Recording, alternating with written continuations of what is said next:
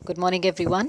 पिछली वीडियो में हमने किया था कि हम लोगों को सस्टेनेबल मैनेजमेंट करना है अपने रिसोर्सेज का, और उसको करने के कुछ 5 R's हम लोगों ने किए थे, जिसमें था refuse, reduce, recycle, repurpose and reuse.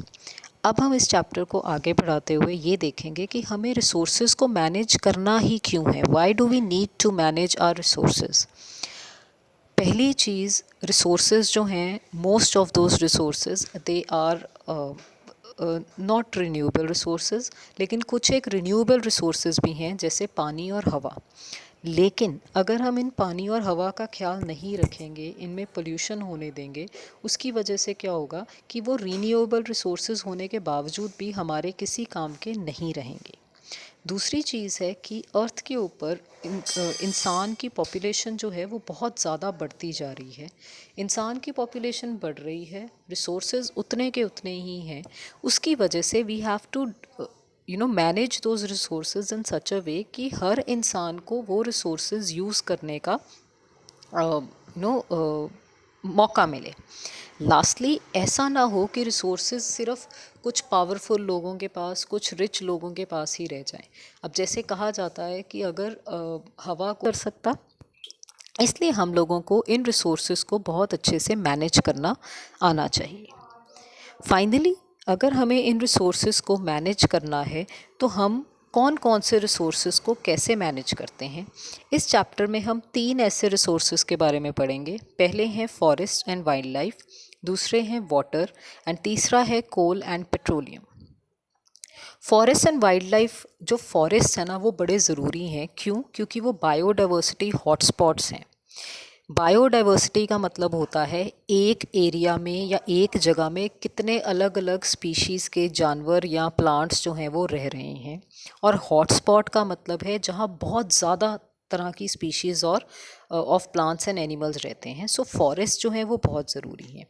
अब फॉरेस्ट क्यों बचाने चाहिए, क्यों मैनेज करने चाहिए? क्योंकि फॉरेस्ट के कुछ स्टेक होल्डर्स हैं।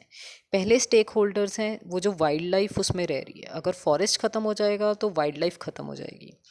दूसरे स्टेक होल्डर्स हैं वो लोग जो फॉरेस्ट के अंदर रहते हैं या आसपास रहते हैं और डायरेक्टली फॉरेस्ट के ऊपर डिपेंडेंट हैं, जैसे ट्राइबल पीपल हो गए एक तरह से। तीसरा है वो जो फॉरेस्ट डिपार्टमेंट, जो इसका वो लैंड है जो उसको मैनेज करता है। चौथा है वो इंडस्ट्रियलिस्ट जो फॉरेस्ट में से रॉ मटेरियल लेके अपना कोई प्रोडक्ट बना के बेचते हैं। और लास्ट हैं वो जो वाइल्ड लाइफ या नेचर के एंथुजियास्ट, जो फ़ोटोज़ लेने या नेचर को देखने या स्टडी करने के लिए जो हैं फॉरेस्ट में जाते हैं। अब हर ग्रुप को फॉरेस्ट में से कुछ ना कुछ चाहिए। अगर वो सिर्फ लेते जाएंगे और फॉरेस्ट को मैनेज नहीं करेंगे तो एक दिन फॉरेस्ट ख़त्म हो जाएंगे। ठीक है, बिल्कुल वैसे ही जैसे जब ब्रिटिश अभी इंडिया में नहीं आए थे, तो उससे पहले जो इंडिया के बहुत सारी ट्राइब्स थी जो फॉरेस्ट में रहती थी, लेकिन उन लोगों ने इस तरह का सिस्टम बनाया हुआ था कि जितना वो फॉरेस्ट से लेते थे उतना या उससे ज़्यादा वो फॉरेस्ट को वापस करते थे, जिसकी वजह से फॉरेस्ट को कोई नुकसान नहीं होता था। हाउएवर, ब्रिटिशर्स ने आके क्या किया, रॉ मटेरियल्स लेते गए और फॉरेस्ट को एक्सप्लॉयट करना शुरू कर दिया, जिसकी वजह से एक तरह से इंडिया के फॉरेस्ट में कुछ बचा ही नहीं। और ब्रिटिशर्स के जाने के बाद तो और भी ज़्यादा एक्सप्लॉयटेशन शुरू हो गई।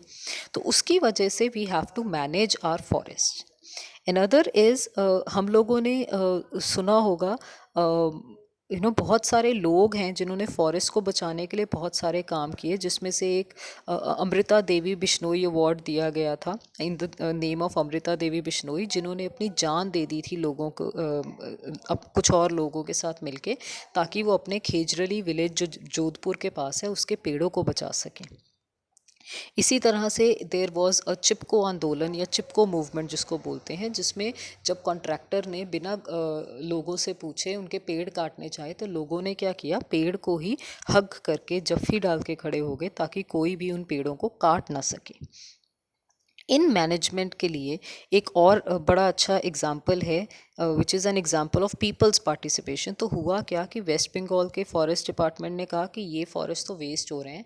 उन्होंने लोगों को कहा कि वो आगे बढ़कर हेल्प करें उस फॉरेस्ट को वापस से अपनी पहली वाली क्या कहते हैं, सौंदर्य में लाने का या अपनी पहली वाली यूज़फुलनेस में लाने का। और उसमें क्या हुआ कि इतने सारा जो फॉरेस्ट जो ख़राब हुआ पड़ा था साल फॉरेस्ट, उसमें लोगों को उन्होंने कहा, और उन्होंने लोगों को क्या इंसेंटिव दिया कि लोग उस फॉरेस्ट को यूज़ कर सकेंगे। 25% उनको जो भी फॉरेस्ट में से उनको चीज़ें चाहिए होंगी उस पर कुछ इंसेंटिव मिलेगा, 25% फाइनल हार्वेस्ट भी मिलेगा, और उनको जो फॉरेस्ट के प्रोडक्ट्स होंगे वो बहुत कम दामों पे मिलेंगे। उसकी वजह से with in a few years only वो जो फॉरेस्ट था वो 12.5 करोड़ की वर्थ पे आ गया था। इस तरह से हम ये कहना चाह रहे हैं कि अगर सब स्टेक होल्डर्स मिलके, सब लोग मिलके along with the government forest को मैनेज करने की कोशिश करेंगे तो क्या नहीं हो सकता। जितने हमारे फॉरेस्ट ख़त्म होते जा रहे हैं, जितने उसके अंदर प्लांट्स या एनिमल स्पीशीज़ ख़त्म होती जा रही हैं या एक्सटिंक्ट होती जा रही हैं, उन सबको बचाया जा सकता है, which is a very big part of the management of our resources. The next resource is water.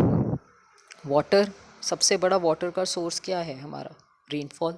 लेकिन रेनफॉल तो कुछ एक महीनों में ही आती है ना, जून जुलाई अगस्त सितंबर, या जुलाई अगस्त सितंबर, डिपेंडिंग अपॉन कैसे हम उसको देखते हैं। और रेनफॉल के पैटर्न्स इस तरह से हैं कि कभी कभी तो बहुत ज़्यादा रेन होती है, कभी कभी नहीं होती। ठीक है, तो और यहाँ डेजर्ट वाले एरियाज़ में देख लो तो रेनफॉल वैसे ही बहुत कम है। पानी तो लेकिन हर जगह सेम ही चाहिए ना। तो अगर पानी हर जगह सेम चाहिए, इन दैट केस हम लोगों को पानी को बचाना आना चाहिए।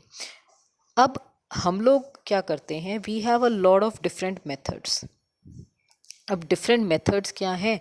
जैसे हम लोग डैम्स बनाते हैं। डैम्स में क्या करते हैं, वो जो रिवर का पानी है उसको एक बड़ी सी दीवार बना के, रेजर्वॉयर बना के वहाँ रखा जाता है, और इंटरमिटेंट इंटरवल्स पे जब जब चाहिए होता है तब तब उसको छोड़ा जाता है।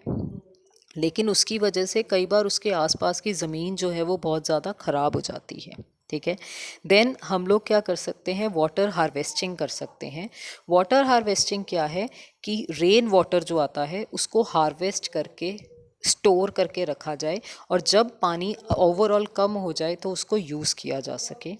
उसके अलावा जो वाटर हार्वेस्टिंग है वो सिर्फ अब ऐसा नहीं है जो अब हम पढ़ रहे हैं। वाटर हार्वेस्टिंग बड़ा पुराना एक ट्रेडिशनल सिस्टम्स भी हैं, जैसे खादिन्स थे, टैंक्स और नदीस थे राजस्थान में, महाराष्ट्र में बंधारस और तल्स थे, मध्य प्रदेश में बूंदीज थे, ahars and pynes in Bihar, kuls in Himachal Pradesh, ponds, surangams in Kerala, kattas in Karnataka. बड़े सारे, हर स्टेट का, हर जगह का अपना अपना सिस्टम था जिससे लोग पानी को हार्वेस्ट करते थे, स्टोर करते थे और फिर उसको यूज़ करते थे।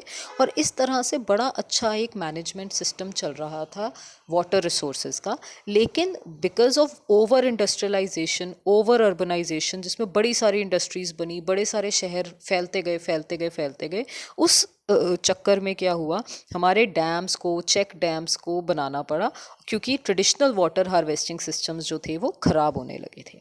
अब इस डायग्राम में आपको दिख रहा होगा एक सिंपल सा ट्रेडिशनल वाटर हार्वेस्टिंग सिस्टम जो खादिन सिस्टम है।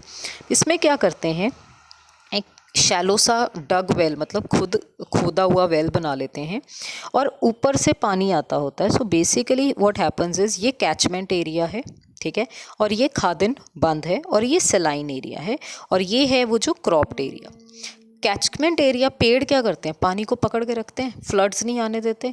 वो पानी पकड़ने के चक्कर में वो पानी जो है वो सीप करके जो है नीचे ग्राउंड वाटर में जाता है, और जितना शैलो डगवेल में है वो भी वैसे का वैसा ही स्टोर रहता है, और जब लोगों को चाहिए वो उसको यूज़ कर सकते हैं। द लास्ट सिस्टम और द नेचुरल रिसोर्स जो बड़ा ज़रूरी है ना बचाना, वो है coal and petroleum. Coal and petroleum fossil fuels हैं, लेकिन वो एग्जॉस्टेबल हैं, वो ख़त्म हो सकते हैं। उनको बचाना बड़ा ज़रूरी है, क्योंकि इस पॉइंट ऑफ टाइम पे हमारे पास बहुत कम कोल और पेट्रोलियम बचा है। तो क्या चीज़ें हम कर सकते हैं कि रादर दैन हर बंदा अपना अपना कार स्कूटर लेके निकले, या तो इकट्ठे जाओ या पब्लिक ट्रांसपोर्ट यूज़ करो। नज़दीक के एरियाज़ में जाना है तो पैदल जाओ या साइकिल पे जाओ। ठीक है, कई बार हम क्या करते हैं, साथ की दुकान में जाना होता है स्कूटर ले जाते हैं, ये मत करो। खड़े खड़े स्कूटर को फालतू में रेस मत देते जाओ, रेव मत करते जाओ। अपने घरों में एलईडी बल्ब्स या फ्लोरोसेंट ट्यूब्स लगाओ। लिफ्ट मत लो, ठीक है ना, मतलब स्टेयर्स लेके जाओ या ऐसे, या जब कभी बहुत सर्दी हो तो हीटर वगैरह जलाने की बजाय हम एक एक्स्ट्रा स्वेटर या एक्स्ट्रा जैकेट पहन ले, जिसकी वजह से जितना हो सके कोल और पेट्रोलियम को सिर्फ तब यूज़ किया जाए जब उनकी बहुत ज़्यादा ज़रूरत है, फालतू में हम उसको ख़त्म ना करें। बेसिकली इस चैप्टर में आपको ये याद रखना है कि हमारे नेचुरल रिसोर्सेज जो हैं वो या तो ख़त्म हो रहे हैं या ख़राब हो रहे हैं because of over population of human beings. इस चीज़ को बड़े अच्छे से सस्टेनेबली हमको मैनेज करना है ताकि हम लोग भी यूटिलाइज़ कर सकें और अपने आने वाली फ्यूचर जनरेशन्स भी यूटिलाइज़ कर सकें। और उनको यूटिलाइज़ करने के लिए 3 मेन रिसोर्सेज पे हमें बहुत ज़्यादा ध्यान देना होगा। एक है फॉरेस्ट्स, एक है हमारे वाटर रिसोर्सेज और एक है हमारा कोल और पेट्रोलियम। अगर हम इन सब रिसोर्सेज को अच्छे से मैनेज कर लेंगे तो हमारे जो धरती है वो बहुत सुंदर, साफ़ सुथरी, स्वच्छ हो जाएगी।